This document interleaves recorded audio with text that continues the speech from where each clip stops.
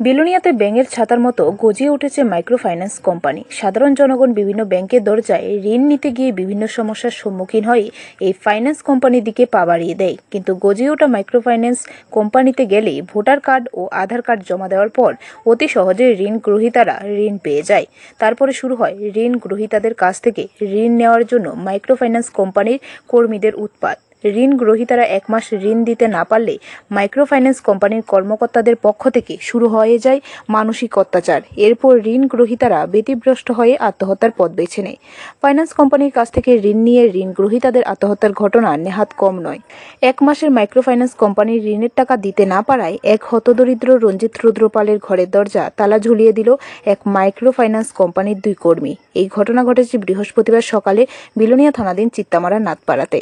ঘরের দরজায় তালা দেওয়ার ফলে খাওয়া দাওয়া ছাড়ে সারাদিন রাত ঘরের বারান্দায় থাকতে হয়েছে রঞ্জিত রুদ্রপাল সহ তার পরিবারকে। এদিকে অসুস্থ ছোট পুত্র সন্তানের মুখে ওষুধ তুলে দিতে পারেনি হতভাগ্য পিতামাতা।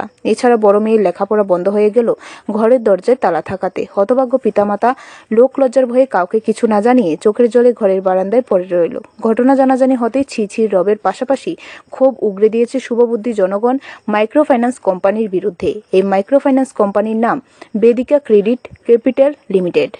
বিলোনিয়া সাতমুড়া এলাকাতে এর শাখা অফিস রয়েছে।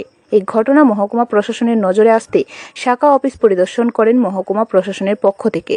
শুক্রবার সকাল 11:30 নাগাদ ডিসিএম সঞ্জয়শীল সহ অন্যান্য অফিসাররা Vedika credit capital limited Belonia শাখা অফিসে গিয়ে শাখা সঞ্চালকের সাথে দেখা করে এই কোম্পানির কাগজপত্র খতিয়ে দেখেন। এর মধ্যে ডিসিএম শাখা সঞ্চালককে আরবিআই প্রেসক্রাইব রেট অনুসারে কত টাকা পর্যন্ত ঋণ সুদ নেওয়া যায়, মাইক্রো ফাইন্যান্স কোম্পানি চালাতে গেলে সরকারের কি শর্ত মানতে হবে এবং তাদের আইডেন্টি প্রুফ আছে কিনা ডিসিএম সঞ্জয়শীল জানতে চাইল।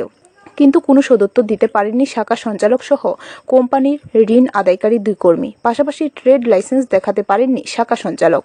সাথে Vedika credit capital limited Belonia শাখা অফিসে দরজা তালা ঝুলিয়ে সিল করে দিল বিলোনিয়া মহকুমা প্রশাসন। ঋণ গ্রহীতার বাড়িতে দরজায় তালা ঝুলানোর বিষয় নিয়ে আইনি প্রক্রিয়া সহ শোকজ নোটিশ পাঠাবেন বলে জানান ডিসিএম সঞ্জয়শীল। যারাই যে 2 জন ইনভলভমেন্ট ছিলেন আমি তাদেরকে পার্সোনালি জিজ্ঞেস করি, তোমরা যে কোম্পানির লোক আমরা কিভাবে বুঝবো, তোমার আই কার্ড কোথায়? তারা কোনো সদুত্তর দিতে পারেননি। বলেছে যে আমরা নতুন ঢুকেছি। জিজ্ঞেস করেছি কতদিন হয়েছে, বলছে 2 মাস হয়ে গেছে। এ বিষয়ে ব্রাঞ্চ ম্যানেজার কি বললেন স্যার? ব্রাঞ্চ ম্যানেজার কোনো সদুত্তর দিতে পারেননি। ব্রাঞ্চ ম্যানেজার নিজেই বলছেন আমি 6 মাস হয়েছে। উনি একটা ফিনান্সিয়াল ইনস্টিটিউশন চালাতে গেলে যা দরকার ওনার নিজেও জানেন না কি চাই। আমি জিজ্ঞেস করার পর আমি যাই জিজ্ঞেস করেছি ওনার কাছে পুরোটাই নতুন লাগছে। ব্যুরো রিপোর্ট, খবর ত্রিপুরা।